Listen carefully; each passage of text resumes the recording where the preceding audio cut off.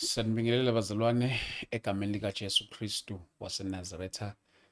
Siyambonga uNkulunkulu kakhulu namhlanje ukusipha leli thuba. Thank you so much bazalwane kakhulu. Ngibingelele endle nasezantsi uphina kuphila ukufinyelela khona lolu hlelo lwethu. Siyabonga kakhulu uNkulunkulu bazalwane egameni likaJesu Kristu waseNazaretha. Ngibingelele KZN wonke ama-province Eastern Cape. Bazalwane bami Eastern Cape, yabona uma ngikhuluma ngamaXhosa, amaXhosa ayithwele le channel ukudlula abohlanga lami, ukudlula isizwe sakithi.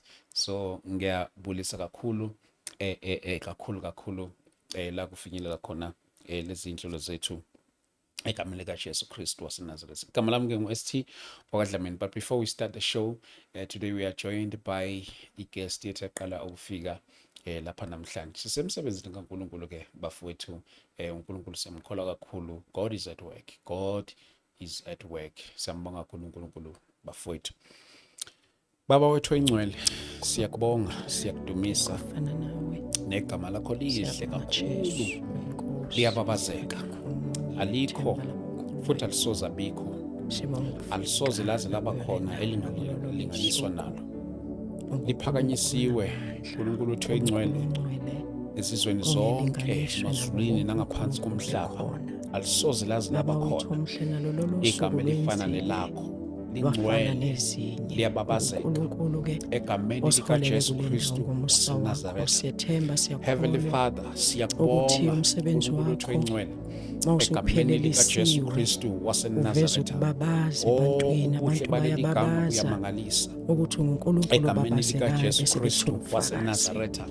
Sibonga Baba wethu namandla nobukhulu baleli gama egameni likaJesu Kristu waseNazaretha. Baba wethu oyingcwele ushilo futhi wathi ngalo leli gama abasemazulwini nangaphansi komhlaba, emhlabeni wonke uNkulunkulu bayolivuma namadolo onke uNkulunkulu wethu oyingcwele egameni likaJesu Kristu waseNazaretha. We thank you Father, uNkulunkulu wethu oyingcwele, wena uzifuna ngezwi lakho egameni likaJesu Kristu waseNazaretha. Baba wethu oyingcwele egameni likaJesu waseNazaretha, umsebenzi through the ufinyelele waves, ezizweni uNkulunkulu wethu lishunyayelwa leli Baba wethu vangeli ngoba oyingcwele, uNkulunkulu simemezela ukhulula ubuhle abantu begama bakho lakho. nababoshiwe ezindaweni zonke labeboshwe khona. Phansi Baba kwamazulu wethu okumele ongcwele, sisindiswe ngalo uyithemba yilona lethu. lodwa. Asifuni uNkulunkulu ukuya wethu kwabanye according to the book uNkulunkulu, of Acts sifuna chapter ukubona 4 verse wena. 12. Njengoba Oh ukhipha God, we u-Israyeli pray eGibhite, sikholwa sithembele yilokho kuleli gama ukuthi uNkulunkulu egameni okhuphula likaJesu Kristu nayo waseNazaretha. egameni likaJesu. Uyababazeka Usatha udumo uNkulunkulu wethu emini oyingcwele, yasekuseni, uguqa phansi uNkulunkulu wethu konke, ongcwele. uguqa Abantu izifo. bonke bangabakho uNkulunkulu oyingcwele, benzile uguqa imimoya egameni ngegama elinamandla likaJesu kulo leli wabaphila gama, ngegama likaJesu okuphelele. Kristu uNkulunkulu wethu waseNazaretha. okuhle, Phakama ngamandla siyakwethemba egameni uNkulunkulu wethu elinamandla. oyingcwele, in the Malidunyiswe igama mighty lakho name of njalo Jesus ngoKristu Christ. inkosi. Siyakubonga Amen. Baba wethu, in Jesus mighty name we stand in agreement ngaleli gama, sime sivumelwaneni saleli gama, in the name of Jesus Christ. We thank you Lord, in Jesus name we pray, amen. Amen. Siyabingelela bazalwane once again egameni likaJesu Kristu waseNazaretha. uNkulunkulu wami, siyambonga kakhulu uNkulunkulu bafowethu egameni likaJesu Kristu waseNazaretha. Sibonga uNkulunkulu usithwalile suku lenyanga oqala kwaze kwaba yilesi sikhathi samanje, nakuba siyaphila kungenxa yomusa wakhe. Ngaphandle kokumusha isikhathi angithathe lithuba ngamukele i-guest yethu esivakashele lapha okokuqala egameni likaJesu Kristu waseNazaretha. Mama, ngithathe ithuba ngikubingelele bese ngikubongela. Amen. Ngiyabingelela mfowethu, ngiyabingelela. Ngithanda ke mina ukukubiza ngobaba Dlamini. Ngizizwa comfortable mangisho kanjalo. Kodwa ke oqala ngiyabingelela kuwe, ngiyabingelela kubabukeli bonke nabalandeli balolu hlelo. Ngibonga uNkulunkulu kakhulu. Indlela zakhe ayifani ngempela nezethu. Ngangakaze ngibe nakho emqondweni wami ukuthi ngiyoze ngibe sohlelweni ekuthiwa lubukwa abantu ngenxa yezimo. kodwa kuNkulunkulu nakho la engibeke khona namhlanje ngiyabingelela nakwi crew yakho egameni lika Jesu amen. Siyabonga kakhulu mama. Thank you so much nje ngizothini nanokuhlula ama-fears wakho Yes. ukuthi finally ugcine nawe usibonile isidingo sokuthi ube nathi lapha namhlanje. Ngiyazi ukuthi kwesinye isikhathi la ohlelweni lethu sihost abantu abahlukahlukene, khona abanye abantu uthola ukuthi sihost umuntu ukuba uyena o contributor kubabukeli. Sihost umuntu ukuthi kube uyena odinga usizo from ababukeli. Yes. Kokunye sihost umuntu okuba ukuthi uye futhi osesidingweni se-support from ababukeli, futhi naye uqobo lwakhe naye khona into ayikhulumayo esiza nababukeli emakhaya. So ngithanda ukuthathela lithuba ngibonge kakhulu ukuthi ukho konke uma sikhuluma off air ngithi no mhlambe ke senze uhlelo lokuthi ke sizobonana sibone ukuthi sikhuluma kanjani labantu emakhaya. Siyabonga kakhulu mama. Mhlawumbe nabantu abaqala ukubona ke uma ngasipha your introduction mama. Okokuqala nje igama nguMbali. Okwesibili ngiyakholwa kakhulu inkosi uJesu. Kodwa ke okukhulu kakhulu angizange ukuzokhuluma ngebandla elithile, angizange ngizokhuluma ngebandla lami, angizange ngizokhuluma ngeinto eziningi, ngizokhuluma ngempilo yami. Ngizalelwe KZN ke efamilini nje njengama families wonke, efamilini ebingazani noNkulunkulu. My family ingazani noNkulunkulu kanjalo kulindelekile ukuthi vele kukhona kodwa oNkulunkulu abakhonzwayo. Ngikhule kuleso simo ke ngafunda ngaze ngaqeda ngikhona eKZN ngokufuna ke imisebenzi ngenxa ukuthi ubaba wami ubesebenzela la eGoli. Sakhuphuka ke sizofuna imisebenzi, safike sahlala kuye sino no dadewethu ke ongilamayo.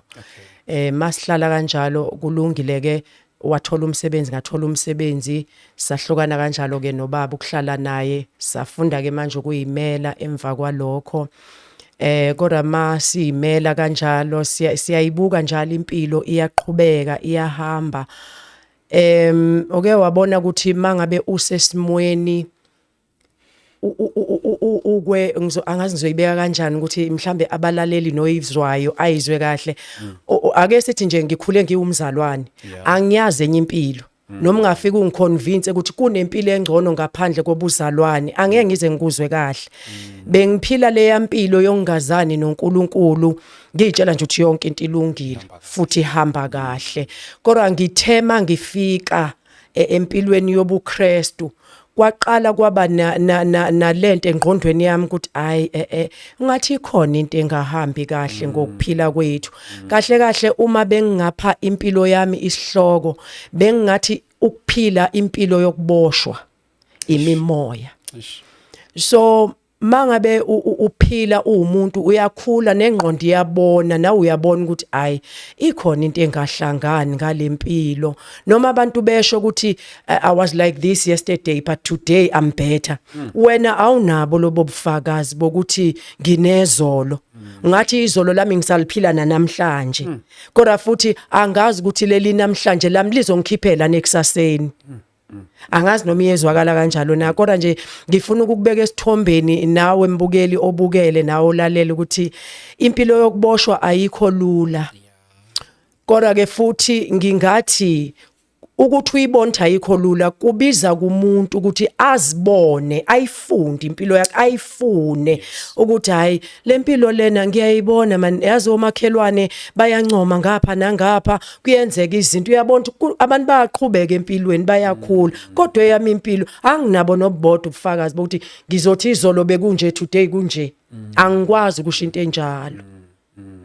Manje lento ingenze ngakhathazeka emoyeni. Ngakhathazeka emoyeni.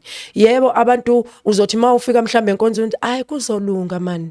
Yazi nawe uyizwe lento kazolunga man ukuthi hayi kusho ukuthi kuzolunga. Adlula u2025, adlula u2026. Uyibona iminyaka iyaphambili but lo zolunga lo akalungi.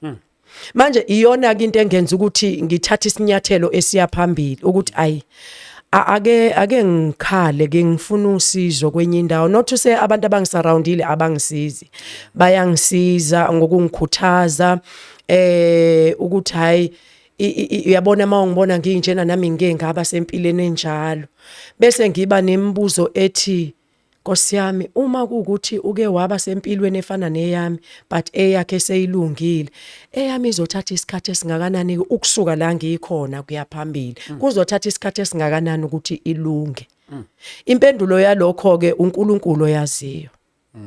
And into ebengithi ngifuna ukuyisho kakhulu ukuthi as much as uNkulunkulu esidalile wasinika impilo nendlela esizophila ngayo, namademon futhi ayakwazi ukwenza lokho.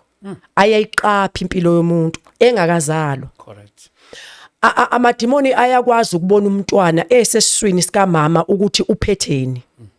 Uthi uphuma asuke elindile njengoba nawe usuke uyilindile impilo yakho ukuthi izothela okuhle nabazali bakho balinde kanjalo.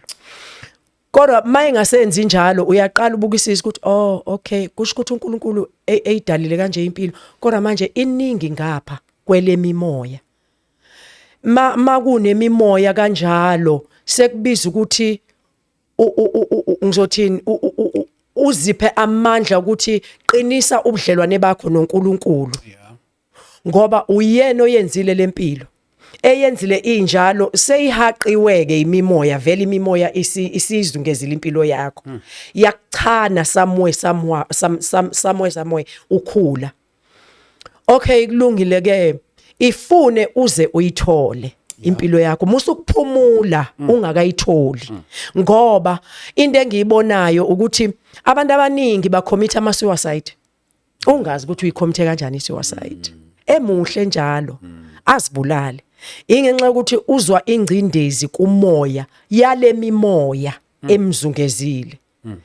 So now lento ikushiya nombuzo wena ophilayo ukuthi kwenzeka kanjani kuthi umuntu uba nemimoya ephila, indlela esikhula ngayo sonke siyakwazi lokho. Siphila phakathi kwabantu abanye bayakuthanda abanye bakuthandi, abanye umndeni vele uyakubona ukuthi yazi impilo yalomntwana ngathi khona la iyakhona abese ayibamba umuntu impilo yakho, awusayindawo kanjalo. Manje ke khona kukabili ke khona umuntu othi mina ngizalwe nginakho kwaphela endleleni, bese kuba nomuntu othi azange ngibe nakho at all. Imina ke loyo. Ake singene straight ke kule nkulumo yethu namhlanje. Uthema ngibhalela lapha na waveza indaba zama spirit njalo njalo. Ngiyazi ukuthi ngiyeke ngakhuluma nabanye abazalwane ngathi mina yazi sometimes you need to study the family patterns. Yes. Where wasemakhaya. Yep. Ubuka ukuthi kubuyaphi lokhu kubuyaphi lokhu kubuyaphi lokhu njalo njalo, because each and every family kunento ethile othola ukuthi ibuya khona. Njengoba sikholwa ke sisindisiwe, uyothola ukuthi ukusindiswa kwethu kubreaka lawo ma demonic patterns njalo njalo. Mhlawumbe mase singena straight enkulumeni yethu urelate kanjani wena konke ke lama spirits lawa? I'm trying to lead you somewhere ukuze sazi ukuthi inkulumo yethu siyicover kanjani. Mina babudlamini ngikhulele efamilini ebingena uNkulunkulu. Mayingena uNkulunkulu kanjalo kucacile vele ukuthi ngikhulele empilweni yamadlozi. Ekhaya bekuhlatshwa kwenziwa zonke izinto ngendlela yamadlozi. Kuze kwafika la ekutheni umamami amukela idlozi njengesangoma. Okay. Wathwasa ekuthwaseni kwakhe kuthema ephuma ekuthwaseni mase kuzophothulwa kumsebenzi. Emva kwalokho nje I think kwaba inyanga or 2 months bamcuya. Angazi ukuthi bathini ke ngezinye ilimi kodwa ke bathatha indwangu yeimpahla zakhe zangaphansi. Mayiqala kanjalo mabe mlimaza kanjalo wagula kumamami. Ugula nje sekabuya khona vele ephehlweni. Wagula isikhathi eside. Mayegula kanjalo wahlangana nomunye umama wamyalela elinye isonto wathi liyasiza kulezi zimo akuzo. So angene kuleli isonto ke alilahle kidlozi. Mayelahla leli dlozi uyabona ukuthi akalahle ngendlela ukuthi ngizothatha lezi zinto ngiyoyishisa okanye ngiyoyinika umfundisi wami ayikhulekele ayishise. Uzithatha uzinika omunye uanti wami wasemndenini oyisangoma naye. Makwenzeka kanjalo iqhubeka impilo abe right vele mayingena kuleli sonto aphile. Abe sehlala khona khonza. Maye khonza kanjalo nathi kube ngathi siyamlandela kodwa ukumlandela kwethu mayingena kanjalo kuleli sonto ngibuyele emuva kancane ungena nobabami ngoba ubabami useyabona ukuthi kanti likhona isonto elisiza abantu bobabili ke bese beyangena ke kuleli sonto njengabantwana bese siyabalandela ke nathi kodwa ngithema ngithola uJesu ngisindiswa ngabona ukuthi engathi angeke ngisizakale mina kulento engikuyo ngoba number 1 into ekufanele ngisizakale kuyo ukuthi kunqanyulwe lo moya wedlozi osilandelayo ngoba babudlamini lento uke wabona impilo ehlangahlangene ongazi ukuthi uyiqala kuphi mawuyixoxa ugcina kuphi masingena kanjalo kuleli sonto bese ngikhetha uJesu mina ngisindiswe ke mase ngisindisiwe sengiyaqala ngiyabona ukuthi hayi noma sikhona kuleli sonto kodwa asinakho ukusizakala kulento esifuna ukusizakala kuyo kahle kahle ngoba into yethu ithi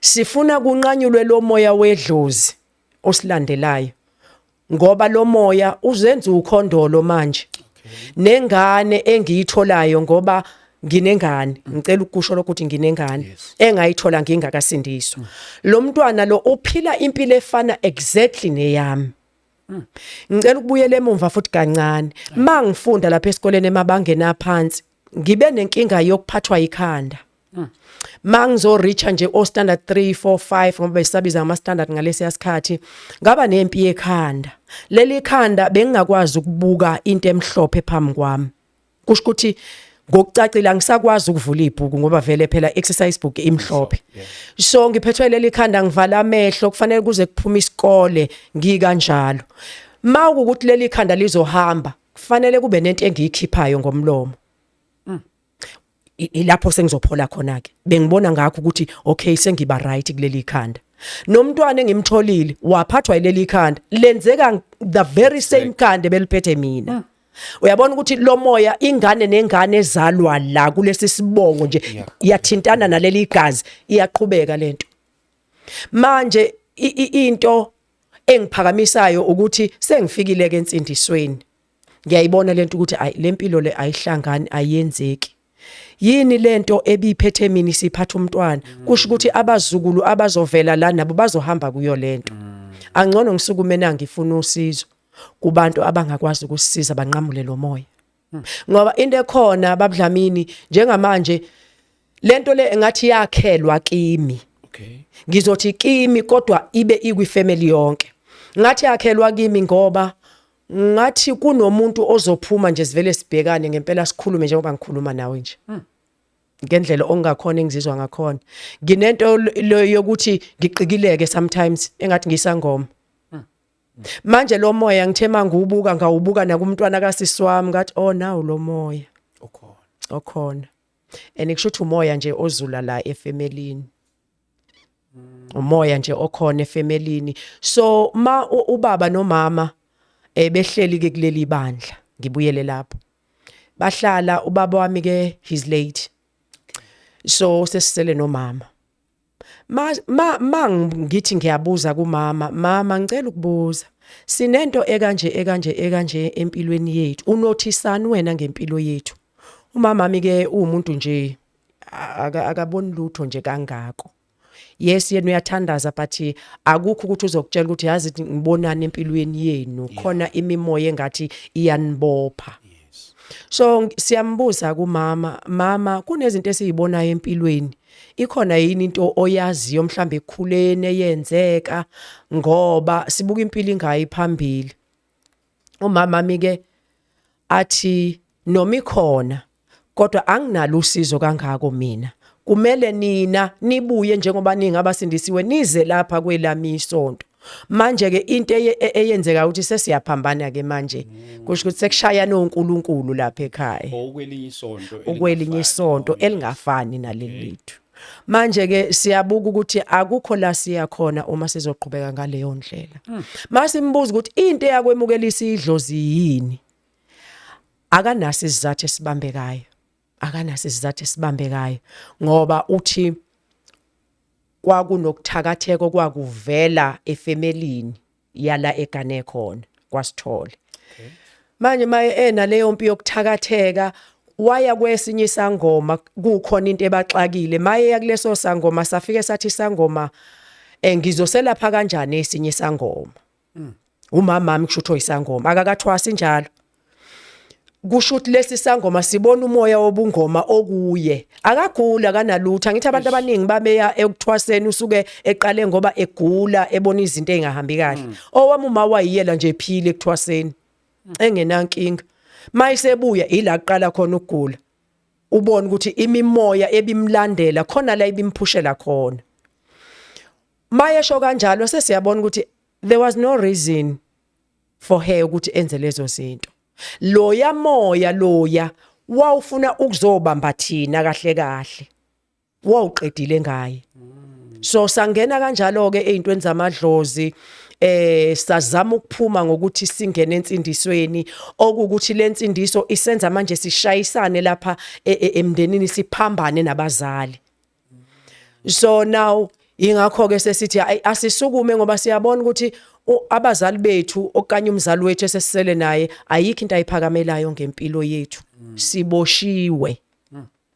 Siboshiwe kangangoba noma sikhuluma singama siblings sinakho kuyiveza lento ukuthi ungathi ngiphila komunye umhlaba abantu babona mina kodwa akusiyimi lo. The real me ilo ongale. Ngoba noma uthi uyasebenza awuyiboni imali ayikho nje into okwazi ukuyenza. It's like wena osebenzayo kusho ukuthi usebenzela lo wena ongale. Lento le ithatha le mali yonika abanikazi bayo ngale. So nje ngiphile ngazathi ngisekopini. Akukhola ngiyakhona nje. In affect kanjani yona lento ke nina as abantwana bakho mama? Lento le ngiyacabanga babudlamini ukuthi from la umayisuka khona komalume ibona bebe nalomoya kakhulu lo wedlozi. Kangangoba kunomuntu oke wakhuluma la kumina wathi yazi lemimoya enithi nilwa nayo ayibuyi kakhulu lapha esayidini lenu lasefamilini yenu yakaSithole iqhamuka komalume benu. Noma sithi siyaxoxa nomama uyabona ukuthi okay yes iqiniso lento iqhamuka ngapha esayidini la komalume. Ngoba uzangene nje emadlozini nasekuthwaseni izangoma vele ekhona komalume kuyathwaswa nje kakhulu. So kusho ukuthi lo moya mawukuye thina saphuma nayo leyo nto yokuba nalowo moya. Kwase kuba ukuthi ke vele ngokukhula kanti nathi la efamilini sinaze ezethu izimpi zakhona. Besinabo abantu ngizothini ungazwani kwefamily. Uyazazi lezo zinto zongazwani kwefamily. Uthola ukuthi lo moya lo angeke ngisho kahle kahle uzothi nguthole kanjani ungiaffecte kanjani kodwa ke ngenxa yokuthi vele umndeni wami ubuka kakhulu emadlozini kungekho noyedwa ekuthiwa mhlawumbe ugogo wakho waye umthandazi or kwakwenzekeni sho lo moya siwuthole nje masikhulu efamilini sawuthola kanjalo. Angeke ngisho ukuthi mhlawumbe ifamily yami yayimi nabathakathi yini kodwa uyazi ukuthi umuntu umuntu. Yes. Kungenzeka kuvuka umthakathi ngenxa yempilo yakho akayibonayo bese ke amadimoni athumela lo mthakathi ukuthi umvale lo khona izinto akayiphethe ezinkulu. Maybe esayidini leno ke what is it that you have tried ukudila nayo yonke le memoya ke kwiside lokukhola? Ngiyazi ukuthi obvious silwa ngomkhuleko but mhlambe how far you have gone kuyona yonke lento lena ukulwisana nale memoya? Ngokwami njengomuntu osindisiwe vele kulindeleke ukuthi ngithandaze, ngizile ukudla, ngihlambulule makukhona engingakuboni kahle empilweni. Konke lokho ngikwenzile babudlamini.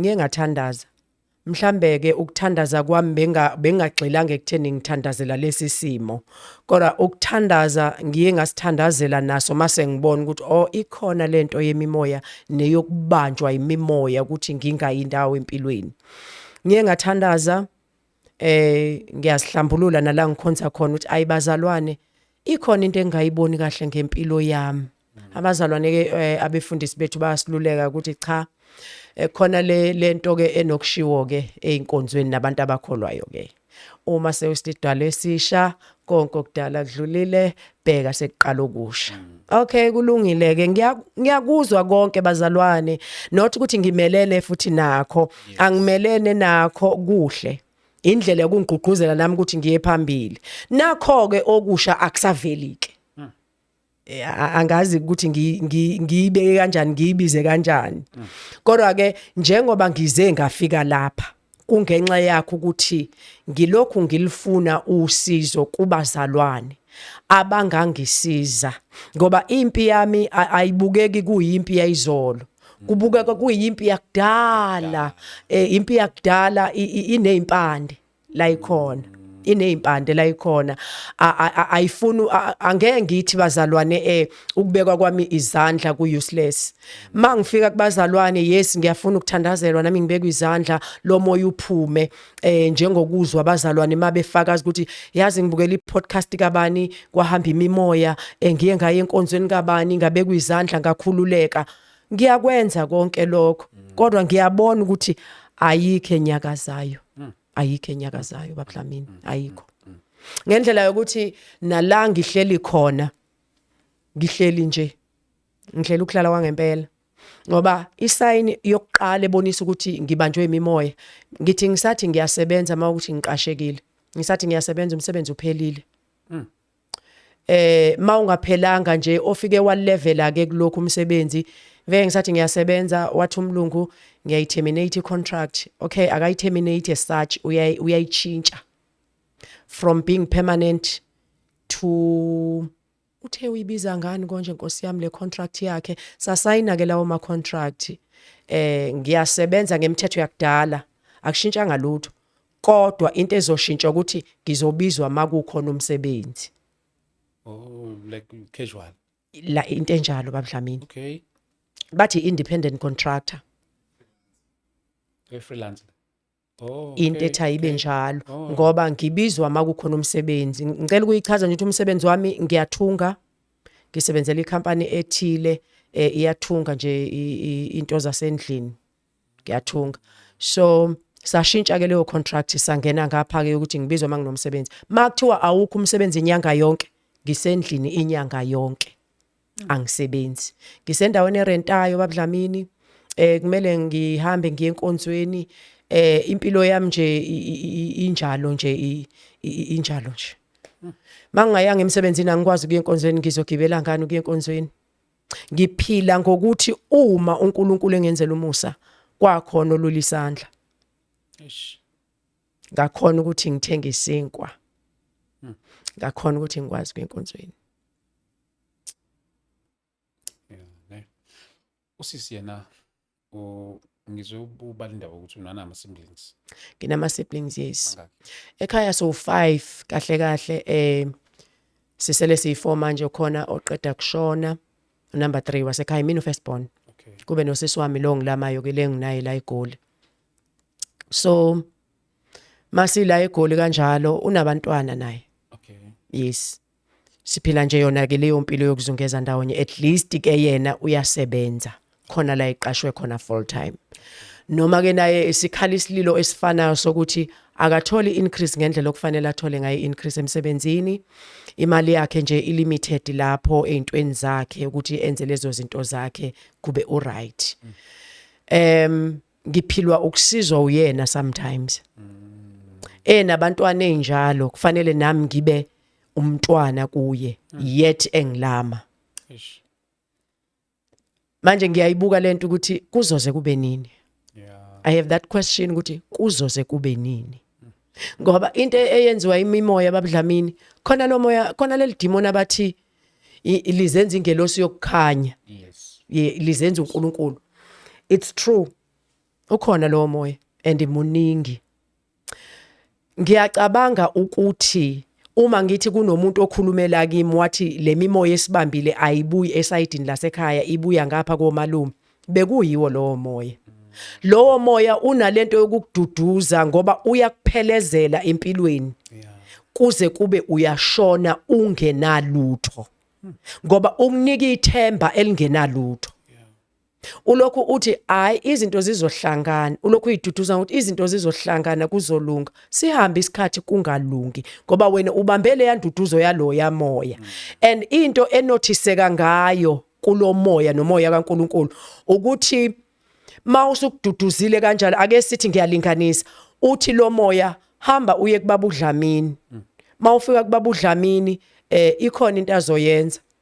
Uthi uyahamba uya kubaba uDlamini, afike ubaba uDlamini angayenzi lento lo moya lo okutshela yona, afike ubaba uDlamini axoxele ngeyakhe impilo. Akuxoxele ngokuphumelela kwakhe mangabe uphumelele, okanye akuxoxele ngeyakhe inkinga. Uyabona ukuthi manje ukuya kwakho kubaba uDlamini akusakusizi ngalutho. Akusangisizi ngalutho. Ukuthi mina sengiyolalela ubaba uDlamini neyakhe inkinga. Ngigcine ngingasizakala kanjalo. Ila nguqaphele khona ukuthi unayo lento ye false hope. Uthemba into engekho. Kangangoba ngeke ngakhuluma nomunye umama ngayo lento engisho ukuthi kunomoya ofike wathi kimi. Lo mama wabuza ukuthi uthe yini isixazululo. Ngoba umehluko phakathi komoya kaNkuluNkulu nomoya lo ozenza uNkuluNkulu ukuthi lo okaNkuluNkulu ufika ukutshela inkinga yakho bese ukutshela nesixazululo sakhona. Make kwanomoya okutshela ngenkinga kodwa ungenaso isixazululo, okwazi ukuthi akuwona umoya obuya kuNkuluNkulu. Lo mama wafika wangibuza ukuthi uthe yini isixazululo salenkinga yakho lo moya. Ngathi awunginikanga isixazululo. Wayesethi awubuyi kuNkuluNkulu. Kanti usho lento uconfirma into vele bisenhlizweni yami ukuthi lo moya lo ngabe ubuya kuNkuluNkulu. Why ungitshele ngenkinga engiyaziyo kodwa ongena isixazululo sayo. Izo zonke izinto lezi ezingenza ngibe confused ukuthi kanti lempilo le esiphilayo thina angazi babudlamini ukuthi ngizibuza umbuzo othini kodwa ukuthi sizophuma nini kulempilo. Yes, abantu bathi sizophuma kuzolunga, hayi qiniselani kuze kube nini. My question is kuze kube nini? Siyazi siyamkhonza uNkulunkulu, ngiyamkhonza uNkulunkulu, ngiyakwenza kwenziwa endlini kaNkulunkulu, nginalo lelo themba. Kodwa mayisicindezela lento ngomoya ngoba ingathi ba nezikhathi, kwezinye izikhathi kube ngathi iyakhulula nje ungathi ushawa umoya, kube ngathi akonakele lutho. And life fika khona. Ungangelale nasebusuku ngoba ingqondo iyathatha iyabeka, uyazibuza, uyaziphendula impendulo futhi engagcwele. Ubona ukuthi yazini ayikho lento. Ayikho lento. Omunye athi hayi ngcono ngivele ngiyiende namhlanje impilo yami. Avela athatha intamba ayihenge. Futhi maningi amathuba ke kimi ngoba ngihlala endlini nje kanje, ake sithi anikho nje nonke ngiyihlalele nje ngisendlini. The whole day. Ucabanga the whole day uwedwa endlini. Ungekho emsebenzini, ungekho phakathi kwabantu. Lo moya ngiyabona ukuthi ukhuphula istandard so ukuthi asimkhiphe emsebenzini. Ahamba yohlala endlini. Ahlale nje yedwa. Wena mawungawuqondi lo moya uzothi mhlambe isolation kaNkuluNkulu. Kanti no. Uma bekwe kaNkuluNkulu bekufanele uNkuluNkulu angibeke endlini. Angisho ukuthi ngiyamqalela uNkuluNkulu ukuthi bekufanele akhulume in 2 weeks time ngiphumile emsebenzini ukuthi ungibekeleni la. Ngoba uNkuluNkulu neindlela zakhe zokwenza, kodwa ngifuna ukuthi njengoba izwi likaNkuluNkulu lithi izwi likaNkuluNkulu hlolana omoya. Musu kuvuma ukuthi bonke omoya babuya kuNkuluNkulu ngoba ngempela ukhona umoya ongabuyi uNkuluNkulu kodwa uzenze ngathi ubuya kuNkuluNkulu. Ngihleli ke endlini kwenzekani? Akwenzeki lutho. Ayikho into eshintsha ukuthi ngihlele endlini. Mhlambe ukube bekuNkuluNkulu bezosho ukuthi hayi ngikubekele lokhu la endlini. And enye into babudlamini, into engiyibonayo nengiyifundayo ngoNkuluNkulu ukuthi uma uNkuluNkulu ezokwenza into okanye ekufaka esimeni sokuthi khona la ngifuna ukukhiphela khona, uzokubeka kuleyo ndawo. Mawukuthi isenhluphekweni, uthuma ingelosi yecomfort ukuthi ikududuze njalo, iqinise njalo. Futhi nawe uzoyifila lento yokududuzwa noma usesimweni. Kodwa uma into yakhona ingabuyi kuNkuluNkulu, uyayizwa ibabhlungu, iyakhalisa.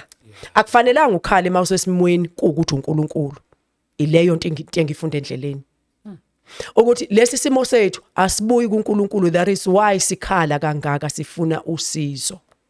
Ukube besibuya kuNkulunkulu besizoba nayo le yanto ukuthi hayi asiqiniseleni kuzolunga. Kube kuzolunga vele. Luze lifike usizo. Mhlambe mama kunomuntu lapha osibukelayo lapha ekhaya othi because this is a Christian show nabazalwane bonke ngiyazi abanye bayithatha le matter manje bayenza one of their prayer items. Yes. Kumuntu othi mhlambe ikhona into engakusiza ngayo mhlambe ngokomsebenzi ngizwile eqala ukubalula indaba yokuthunga mhlambe ukhona omunye umsebenzi okwazi ukwenza mhlambe if there were someone ongathi no mina I can offer you lo umsebenzi othile mhlambe imuphi lo msebenzi ongathi mhlambe sinabo abantu ukhulume nabo ngokomsebenzi owenzayo omunye nje ongathi mhlambe uskilled ukona. Ngokwemisebenzi engiyenzayo baBdlamini ngingathi njengomuntu wesifazane ngingaklina ngingawasha. Into engenziwa inoma yimuphi umuntu wesifazane. Ngokomsebenzi enginawo yiwo wona lo wokuthunga enginawo. And enye into kune business engike ngathi ngiyayiqala ngisesendleleni yayo. Ngithenge ngizocela ungasho ukuthi mhlambe umsebenzi wani kangako kodwa bengifuna nje ukusebenza ngokuthi ngitransport abantu. Like usuka la uyangiqasha ngiyakususa ngiyakisa ngilike ngicela ungashi ama companies athile kodwa nje bengikuleyo process yokwenza lowo msebenzi khona engisakulungisa yebo. Kodwa baBdlamini ngokwami emoyeni wami ngiyawudinga umthandazo. Ngidinga kakhulu i-deliverance. Ngoba bengawuthola umsebenzi. Yabona umuntu osexakekeni akanayo into yokuthi yazini mawungakunika lo msebenzi mina I can do better in each and every work onginika yona. I excel. That's what I know. Ngoba lento yokuexcela ikimi. Ngiyaye ngithanda ukuthi umuntu mangimenzela into ngiyenzele ngendlela ukuthi abonke ngenhliziyo yakhe yonke. Angangigodleli ngoba isibusiso sami sikulokhu ukubonga. So now ayikho into engikwazi ukuyithinta njengamanje ngisesekulesi simo. Isandla sami asibambi lutho. Ngikakwenzela wena ube right but mina ngokwami ayikho into engingazenzela yona manje. Ngoba kumele ngikhishwe lento eyafakwa kimi. baBdlamini ngicela ubuyele emumva kancane futhi ngiyaxolisa kakhulu. Kodwa ke nginalento yokuthi masise lapha mangaba abazali bekulelizwe leli lokubhula nokwenza zonke izinto abazali bami bebenayo into yokuyobhula bethi sisayozwa nje ukuthi kwenzekani. Bekunokuvela mina kuthiwa nginedliso khona into engayidla. Mase ngiyibuka lento sengimdala manje sengisindisiwe mangilalela nabantu bekhuluma la kuma podcast ukuthi kuyenzeka umuntu adliswe kodwa angabi idliso lokuthi ngiyakubulala. Kuthiwa bakufaka itracker ukuthi wherever you are amademon akubone la wakubophile ukuthi ukuphi wenzani nobani uplanani. Ngafakwa leyo nto ke angifuni ukuyikholelwa kangako. Kodwa manje mangiyibona impilo ingayindawo ingqondo iyayibuyisa le yanto ukuthi kusho ukuthi iyo leyo mimoya. Yabona angisakwazi ukukhuluma ngokugcwele empilweni enhle. Njalo mangizokhuluma ngento enhle kufanele ngilongireverse ngibuyele emuva ngiyocheck impilo leya yakudala ukuthi okay kwenzeka kanje ngoba into engiyifuna kakhulu baBdlamini i-deliverance. Umsebenzi ngawuthola ekseni mangaphuma la. Mangaphuma kulesi simo. Ekseni futhi ngathola umsebenzi nami engakaze ngicabanga ukuthi ngoke ngiwuthola. You are very correct. Engangaze ngicabanga ukuthi ngiyoke ngiwuthola ngoba kweli kamoya ngoba ezweni likamoya kaNkulunkulu asisho umoya kaNkulunkulu uthi imimoya. Once umuntu wakhuluma ngemimoya okwazi ukuthi akakhulumi ngoNkulunkulu. True. Ezweni likaNkulunkulu kunomoya. Yes. one multitudes yemimoya uwodwa. So ezweni likamoya ngiyeza ukuthi ikhona izinto ezinhle kodwa angikhona ukufika kuzo ngenxa yokuthi kunalovimba ongivimbile ongenza ngingakhona ukuya ndawo. And into enginotisayo ngemimoya enza ukuthi umuntu ophilayo uma engena kuNkulunkulu kungenzeki lutho uxabane noNkulunkulu. Nilwe ngendlela yokuthi uzumthuka uNkulunkulu ukuthi uma uNkulunkulu ukuthi ukhona kangaka kanti empilweni yomuntu why kwenzeka kanje empilweni yami, of which it's wrong. Akufanelanga ngimquestion uNkulunkulu izinto obonayo na ukuthi sezingaphandle kwequestion lezi zinto. True. Kodwa imimoya iyakuphusha ukuthi yenze lento kuNkulunkulu kuze uNkulunkulu akuthukuthelele ungabi nayo indlela yokuphuma. Ngilwa ne deliverance baBdlamini. Ngiyabonga konga ngi-offer umsebenzi, ngiyawufuna umsebenzi ngempela. Kodwa angeke uzungenzele lutho umsebenzi kusana lenkinga. Qinisile. Ngeke ungenzele lutho umsebenzi. Ngaphatha imiliyoni. Angeke izingenzele lutho baBdlamini. Angeke ungenzele lutho miliyoni. Ngeke ngithenge ngisho isicathulo ngemiliyoni ngoba lo moya into oyenzayo.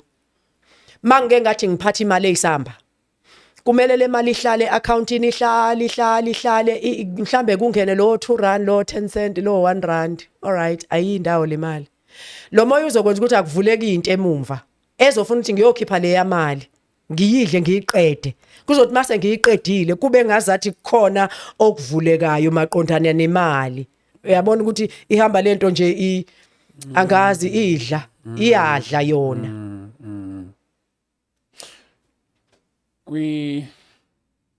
Singayi-arrange mama indaba yakho ye deliverance prayer. Yes. uNkulunkulu siyamkholwa kakhulu. Amen. Sengisebenzela abafundisi abaningi kakhulu uNkulunkulu abaphile inkonzo ngokuhlukahlukana kwazo. Yes. Ngicabanga ukuthi into engizoyenza ngizovela ngixhumanise noBabuChilisa. Ya, ngovela ngixhumanise noBabuChilisa ngoba kuukuthi ke ngoba use KZN.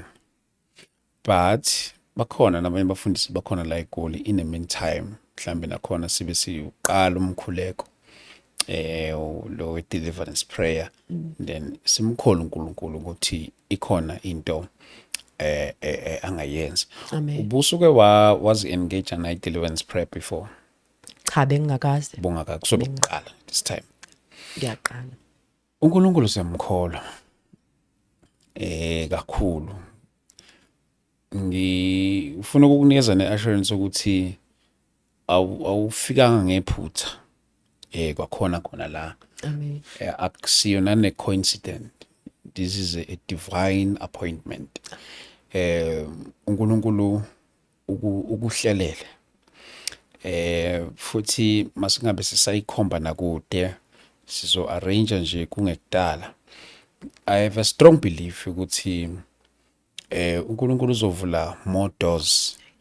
Kwesinye isikhathi siyasithi masibuka sithi yazi mangathola nje into enjena yazi kuyobe kwanele. uNkulunkulu avela kuphendule ngokukunikeza izinto obungayicabanga nokuyicabanga because umusa ukuthengisa into nephakethe lakho lingayi afford. So uNkulunkulu siyamkholwa mama ukuthi after umkhuleko and after the deliverance prayer God will do wonders for you and uNkulunkulu wenza ngendlela yokuthi akunikeze isizathu esikhulu esizokwenza ukuthi nokuthi ungamkhohlwa. Akucreate unlimited opportunities of life. So uNkulunkulu siyamkholwa ukuthi kuyonke lemimoya elwisana nawe pulling you down uNkulunkulu uzokwenza indlela yokuthi ayinqobe. Ngiyazi ukuthi abazalwane sibe nento ukuthi hamba kusibanibani une even nakithi thina sikholwayo sithi usibanibani hamba kuDlamini unesiphiwo une deliverance. Kwakhona lokho ku wrong. Kwakhona lokho ku wrong. Uyedwa umuntu odeliverishanayo uNkulunkulu kuphela through the man. Kunjani? So ngicabanga ukuthi it's time manje mama uNkulunkulu uzokwenzela. So anginayo indlela the moment uma sesibona isimo somuntu then sibona ukuthi hayi no woza kimi shouthi udumo sokungolwami lapho kunjalo yabo sengolwami udumo lapho akusesilona lukaNkulunkulu but i-assurance anginikeza yona ukuthi the time has come uNkulunkulu uzokwenzela umangaliso kakhulu mama. makube njalo Siyamkholwa kakhulu mama uNkulunkulu. Mhlambe nabanye abazalwane abangafisa ngoba ngiyazi ukuthi kunama groups amaningi emthandazo akhona khona lapha emafonini ahlukahlukene. Ngiyazi ukuthi bazalwane I'm giving you a challenge. Please make it your prayer item. Bazalwane bami lapha emakhaya ngiyazi ukuthi there is plenty of intercessors out there.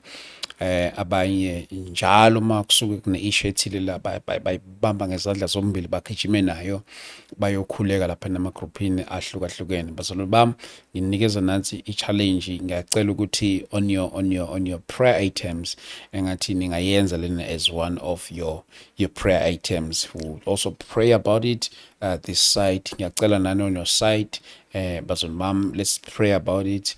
uNkulunkulu simkholwe kakhulu ukuthi uzomdeliver uzomkhulula umama lapha egameni lika Jesu Kristu. Maybe mama mhlambe amazwi akho nawo ongagcizelela ngawo nento ongafisa nokuyisho nakubazalwane bonke nama intercessors emakhaya before sizovala uhlelo lwethu. into engingayisho mhlambe kongayibona le video okokuqala nje uthi bazali sisizeni nisebenzisane nathi. Yeah. Uma umntwana ebona okuthile empilweni yakhe zama ukumlekelela, ungashayise ngathi awuboni lutho ngoba into enkulu ukuthi umntwana oyifa lomzali wakhe uma ngingaproduce lutho umzali ugcina ekuthuka akubize ngazo zonke izinto akubona ubu-useless kanti wena ubambene nomoya obambene nawo. Kobukele nolalele mhlambe ngiyamkholwa uNkulunkulu kakhulu. Yeah. Njengoba ubaba Dlamini usasho ukuthi mabengasikhulekisa siphume kulento ngingajabula kakhulu. Nokuthi impilo yakho umuntu ibheke musukushaya sengathi awuboni ube ubona. Musukulinda umnyama ongenafu ngoba ipurpose yesitha ukuthi ufe ungenalutho. Ufe umthuka uNkulunkulu. Njengoba nje unkosikazi kaJobe athi mthuke ufe. Vele ukuthuka uNkulunkulu kukufa. So nje sisohambweni and impilo inde. Noma ngathi ubuzophila 10 years, lo 10 years uba mude mawukuthi uphansi komoya othile ongewona umoya okujabulisayo. U20 years owuphilile nosazowuphila uba mude kakhulu vele uze uthi hayi lo 20 years ngathi uyofika mina ngingasayingeni yonke lento. Kodwa ke ngifuna ukuthi ibheke impilo yakho, cry out for help. Yeah. Lufune usizo kubantu abangakusiza njengoba nami ngila ngizofuna usizo. Ngiyazi ukuthi ke singabantu sinemiqondo eyahlukahlukene. Abanye babuka ngenye indlela nabanye babuka ngenye indlela. Kodwa ke nje kakhulu ngidinga ukukhululwa kulomoya. Kakhulu futhi usizo ngiyalucela kubantwana bakaNkulunkulu. Mhlambe nabantu abangathanda ukuxhumana nawe ke bakuthola kanjani mhlambe nakulaba bangafisa ke uofarisha usizo ngokwezigaba ezahlukahlukene? Into engingayisho ngine number ye phone Okay. mhlambe engayishiya makuthi ubaba Dlamini uyangivumela. Yes. Nginayi email address mhlambe khona ufuna ukungibhalela through email. Yes. Ngikhona ku WhatsApp ngiyatholakala. Inamba yami ke mhlambe mangayisho u072 687 6835. Iyona namba nje kuphela engitholakala kuyo. Ino WhatsApp nje ngiyatholakala ku WhatsApp, cha ko Facebook angikho nakwezinye ke izinto okuthola kuzo abantu. Ngikhona kodwa ku WhatsApp ngaleyo namba. Yes. Mama sembonga uNkulunkulu ngawe. uzobuya ngobunye ubufakazi. Amen. Angijabona lana uphathi wami wethu bukanjani. Amen. Sizobuya ngomunye uphathi osungenye into ke. Ayi, uNkulunkulu siyamkholwa sizobuya usuzofakaza ngenye into. Siyabonga kakhulu mama kakhulu. But ke ngicela ukuthi ke sivale ngomkhuleko. Ke simbonga uNkulunkulu ukuthi ugcine ufikile lana. I'm declaring ngempela uphathi wethu sobe sisikhuluma ngenye into. Amen. About your life. Amen. Baba siyakudumisa, siyakubonga, siyakubabaza uNkulunkulu amandla. Mntwana wakhe sifikile kule ndawo. Siyabonga Baba wethu ngegama likaJesu Kristu waseNazaretha. We thank you, Father, Heavenly Father, in the mighty name of Jesus Christ. Ngegama likaJesu Kristu waseNazaretha. Oh, Heavenly Father, we thank you in the name of Jesus. Ngempilo kamama, egameni likaJesu Kristu waseNazaretha. Baba, siyathandaza uNkulunkulu wethu engcwele. All the monitoring spirits asezulwini that are pulling her kuney'ngelosi down ezizula kule in the ndawo name of ezibhala Jesus yonke Christ. lento esiyixoxayo. Baba wethu Ngiyazi engcwele, ukuthi phambi we pray kaNkulunkulu uNkulunkulu wethu njengamanje onamandla, ukuthi yona she's iyakhuluma. delivered in uNkulunkulu the wethu name ongcwele, of Jesus. siyabonga In the mighty egameni name of likaJesu Jesus, waseNazaretha she's delivered ophilayo. ngegama Siyabonga. likaJesu Kristu Udumo lonke waseNazaretha. lufanele lungo lwakho. Baba wethu engcwele, uNkulunkulu wethu uNkulunkulu ongcwele, wethu onamandla onke, iphelelise le nkonzo. egameni Iphelelise likaJesu uNkulunkulu Kristu ngokuthi okuhle waseNazaretha. kuvele. Baba wethu Livele ilanga engcwele, lokulunga. uyaphila, ukhululiwe Livele lembethe ngegama ukulunga likaJesu emaphikeni Kristu alo. waseNazaretha. Egameni Simemezela likaJesu inkululeko Nkosi yethu. ngegama I-deliverance likaJesu mayehle. Kristu. Ney'ngelosi Simemezela ze-deliverance ukukhululeka mazehle. empilweni yakhe Egameni likaJesu egameni Nkosi likaJesu yethu. Kristu uNkulunkulu waseNazaretha. ophilayo, Baba wethu engcwele, uNkulunkulu siyabonga oqaqayo amafindo in the onke mighty ney'bopho name of zonke. Jesus. In the mighty name of emandleni Jesus. akho In the Nkosi, mighty name uphelelisile of ngobungcwele, Jesus. Baba wethu waphelelisa engcwele, ngenkazimulo. uyamkhulula, Siyabonga ukhululekile Baba wethu ongcwele, egameni siyabonga. likaJesu. Open Siyabonga doors, ukuthi open uwena heaven. umdali, In the uwena name of uNkulunkulu Jesus. oyihola Even impilo ifamily yakhe yomuntu, simemezela uyiqaqe, unkululeko uyelaphe, emndenini uyibhandishe wonke, ngegama likaJesu esibongweni Kristu sakhe, umndeni wonke waseNazaretha. Baba nabantwana wethu ongcwele, bonke ngegama egameni likaJesu Kristu elinamandla, egameni waseNazaretha. eliphilileyo, Baba wethu engcwele, egameni siyathandaza elixosha konke. ngegama likaJesu. Makwenzeke Sibhidliza uNkulunkulu wonke ama-altar ukukhululwa. wobumnyama Makwenzeke ukukhululwa. egameni likaJesu Makwenzeke Kristu ukukhululwa waseNazaretha. empilweni yethu. Wonke NgoKristu ama-altar ophilayo, wobumnyama ngoKristu ngegama likaJesu onamandla, Kristu ngoKristu waseNazaretha ngegama entabeni likaJesu yakhe. Baba wethu siyawabhidliza ongcwele, in the siyabonga mighty name kakhulu. of Thatha indawo Jesus enhliziyweni Christ. zethu, Lord qinisa God, we ubudlelwane pray bethu nawe. uNkulunkulu wethu engcwele, and Qinisa all the uNkulunkulu wethu curses, ongcwele, all the iy'nyathelo demonic zethu zisaya patterns, phambili. in the name of Jesus, we Nokuphila neutralize egameni them likaJesu, in the name of ngegama Jesus likaJesu Christ. We Kristu, dismantle them in igama the name elinamandla, of Jesus neliphilileyo. Christ. Lord Siyabonga God, we Baba thank you. ukuthi uNkulunkulu wethu konke engcwele, kuyenzeka, uNkulunkulu wethu kodwa onamandla, kwenzeka ngegama elilodwa usukwenzile. likaJesu. Thatha lonke Kwenzeka udumo ke ngegama uNkulunkulu likaJesu. nangomsebenzi wakho Baba wethu omangalisayo ongcwele, nalawo ngegama madimoni likaJesu okuthiwa Kristu awaphumi nje, waseNazaretha. kodwa aphuma ngokuzila Baba ukudla wethu engcwele, nangokuthandaza. siyabonga Baba wethu Siyathandaza onamandla uNkulunkulu ukuba kubadedele usukwenzile. impilo yethu, uNkulunkulu wethu sihambe onamandla sesisithi isikhathi egameni sihleli kule likaJesu ndawo. uNkulunkulu uKristu ongcwele, waseNazaretha. siyathandaza ukuthi Malibatshazwe nathi lidunyiswe ngoKristu Jesu igama Nkosi lakho yethu kuze uNkulunkulu kube wethu phakade. engcwele, in the mighty name of Jesus Christ. We thank you Lord. uNkulunkulu wethu engcwele, it is done. uNkulunkulu wethu onamandla, uthe konke esikubophe emhlabeni nasezulwini kuboshiwe, nokukhululwayo nasemazulwini kuyakhululwa ngegama likaJesu Kristu waseNazaretha. Baba wethu engcwele, siyakubonga uNkulunkulu wethu onamandla onke, usukwenzile. Udumo lonke malubuyele kuwe njengoNkulunkulu wethu. In Jesus mighty name, oh God, we pray. Amen. Mama siyabonga. Thank you so much mama, egameni likaJesu siyambonga kakhulu uNkulunkulu. Engathi uNkulunkulu angakufihla, akukhusele njalo. Amen. Amen.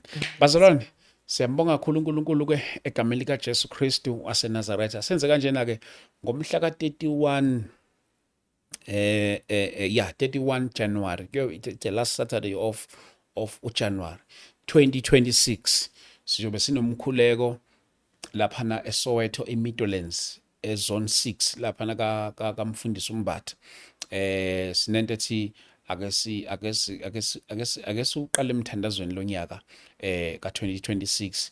Ngiyazi ukuthi kunabantu abazobefika beza eGoli, people are in a marketplace, abantu nabanye bazobe beqala ukufika bazofuna izikole, umsebenzi, njalo njalo, nabanye ababuyayo. So zothi ke sivule ke this prayer for the first time, senze umhlangano kuJanuary specifically for umthandazo. Siyobe silaphana inside the school okuthiwa Inkonjane Primary School. So besinaye indoda ebuya le eKZN, umpostoli esivinqumalo, indoda yomthandazo. Besinaye kanjalo nompostoli uTP Ndaba from Katlehong, kanjalo nayo baba umfundisi uMbatha. Siyobe sinayo laphana bazalwane bami. Ake siyothandazana sonke laphana, ke sivuleni sonke lo nyaka. Indlela esiwuphetha ngayo, indlela esiwuqala ngayo lo nyaka iyona ezodetermine ukuthi siwuphetha kanjani. Ake siyoqala emthandazweni bafowethu egameni likaJesu. I cannot wait to see you there. For more info 0788 417 844. Asibonane ke khona laphana ke bafowethu eSoweto 31 January, the last Saturday of January 2026. Siyobe silaphana. uNkulunkulu anibusise ke. I cannot wait to see you there. God bless you. Amen.